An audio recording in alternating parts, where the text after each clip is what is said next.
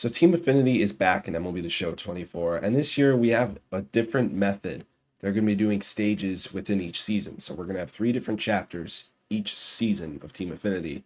So in total, if we have 3 seasons, we're going to have 9 Team Affinity drops, which is going to be awesome. But anyway, these rewards are very enticing. They're 89 overalls. They're going to be very good for your team. So today I'm going to go through all 30 of the rewards, and I'm going to rank them on a tier list. So starting off with the D tier, we have AJ Burnett, Brandon Webb, Evan Longoria, Ivan Rodriguez, aka Pudge, Ricky Henderson, and Sammy Sosa.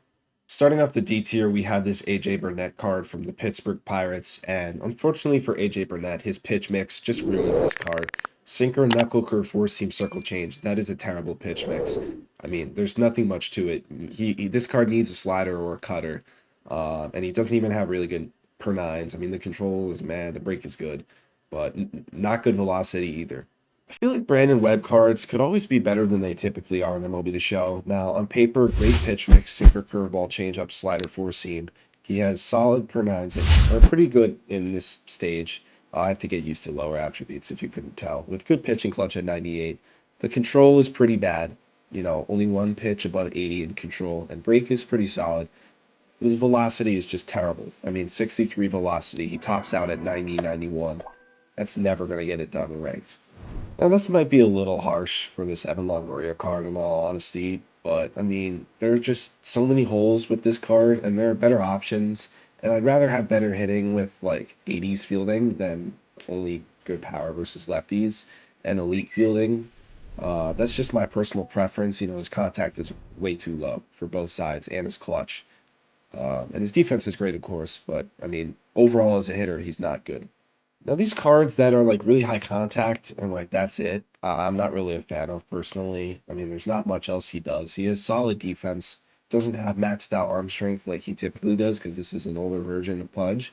But like the power is just terrible. The vision is meh. The discipline sucks at 52. Like he'll get you a bunch of singles and that's it.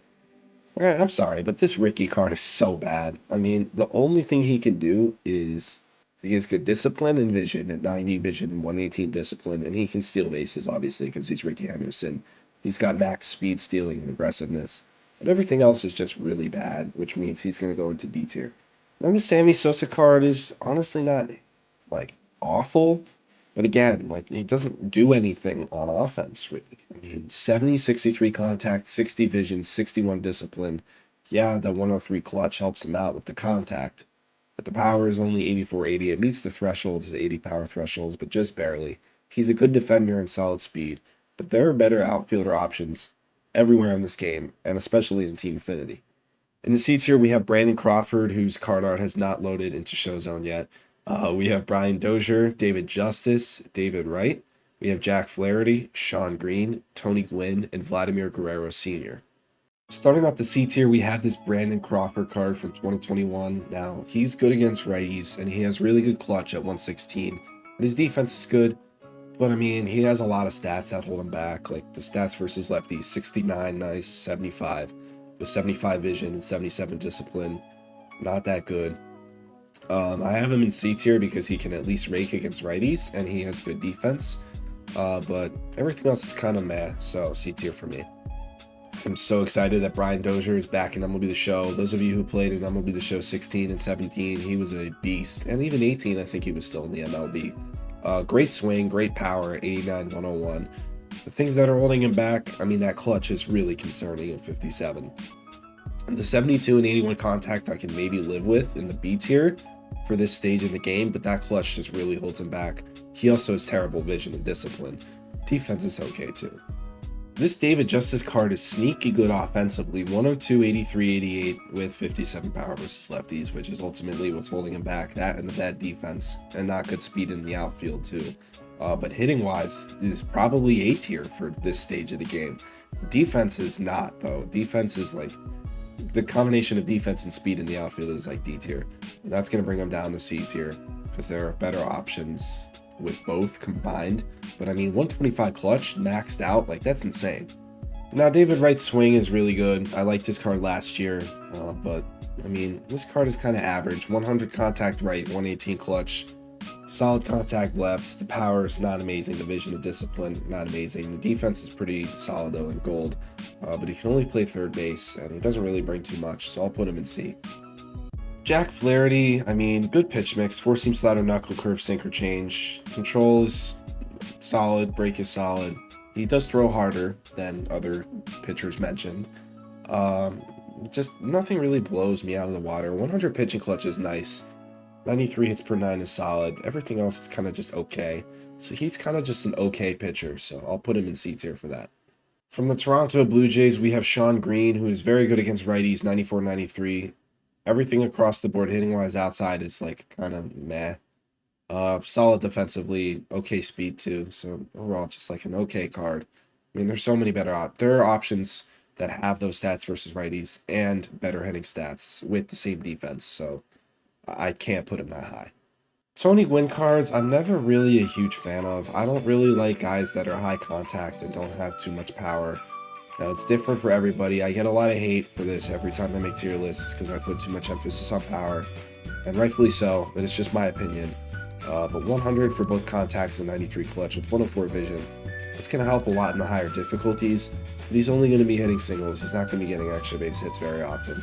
Solid defense and speed as well, but it's just not my preference to have guys with 42 and 54 power and 52 discipline.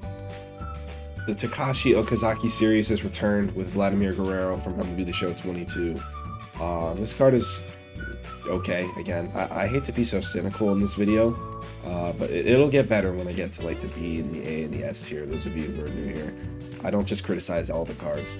But anyway, he's all around a pretty solid hitter. Nothing too spectacular, and he has a really good arm. Terrible defense though.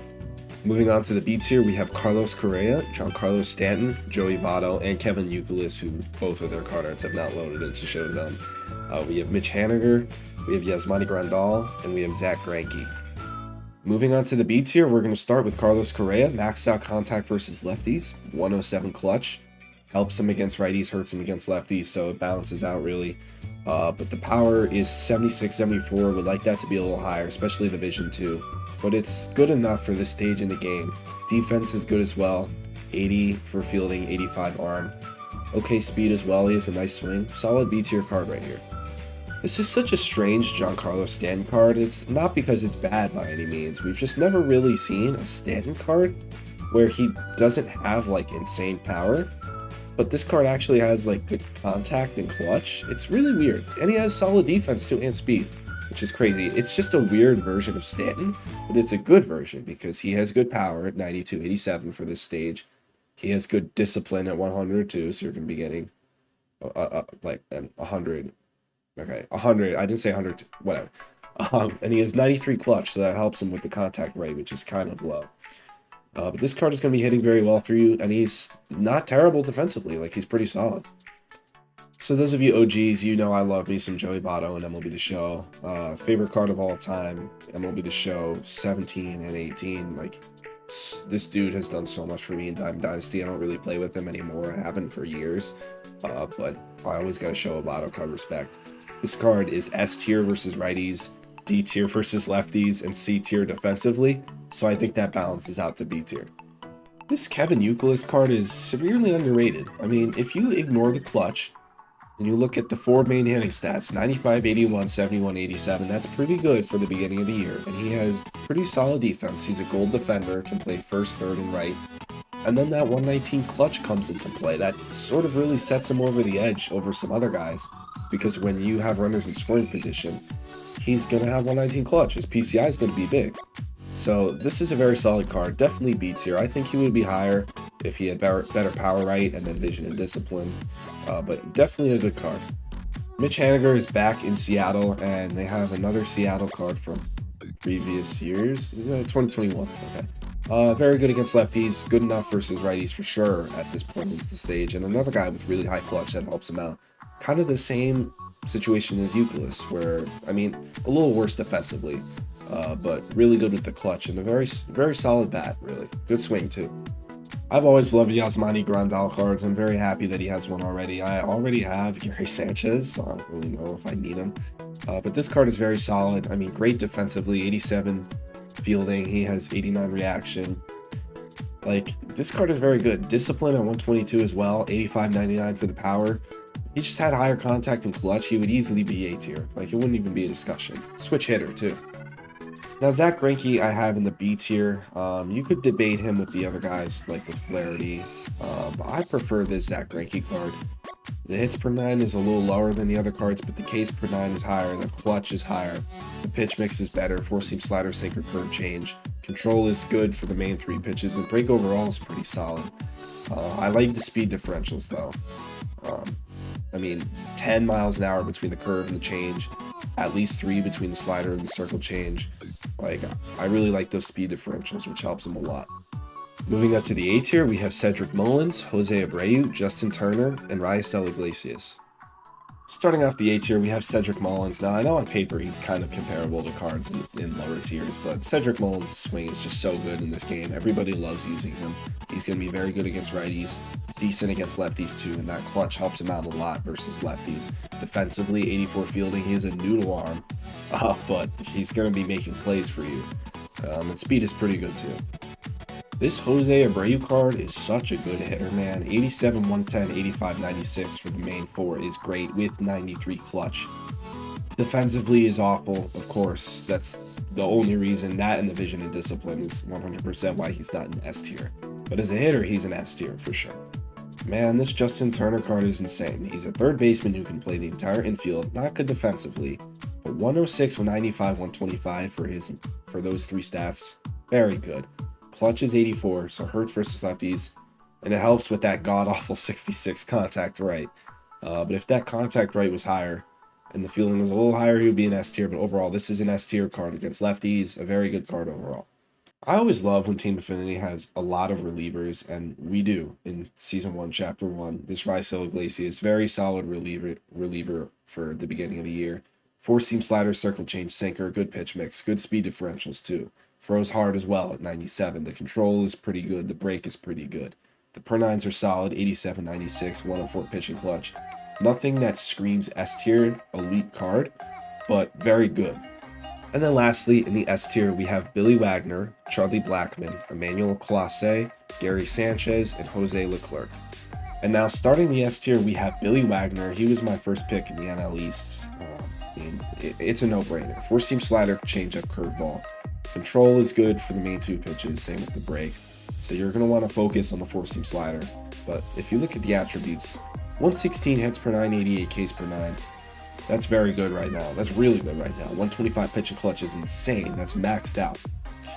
Is a lefty reliever too that throws hard and has a solid pitch mix. Sign me up. Now I know this is going to be kind of controversial because he's comparable to Jose Abreu. But I have Charlie Blackmon in the S tier. Charlie Blackmon's swing is so good. Oh my god.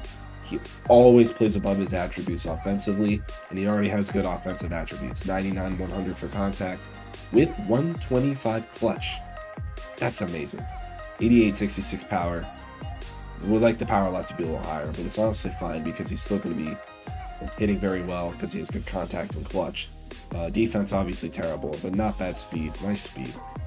I know it's kind of unfair that he's very similar to Jose Abreu, and I put him in the tier above, but I just really like his swing.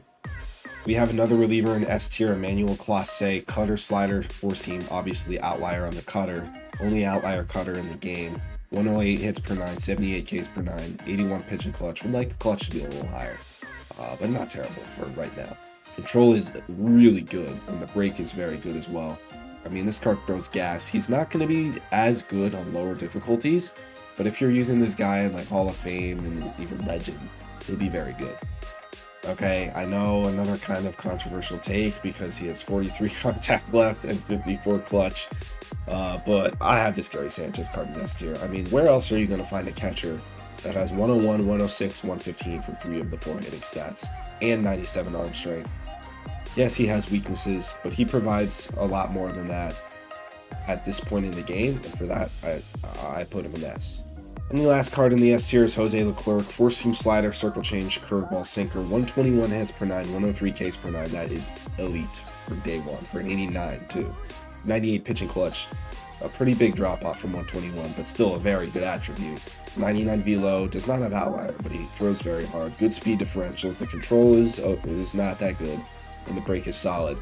But if you can just dot your pinpoints, this card will be disgusting. So yeah, I hope this tier list helped you guys decide who you guys are going to be picking first in your Team Affinity boss packs. So yeah, that's going to be it for this video. If you guys are new here, follow me on all my social medias, Instagram, Twitter, and TikTok. And most importantly, make sure you subscribe right here on YouTube. So yeah, see you guys in the next one. Peace.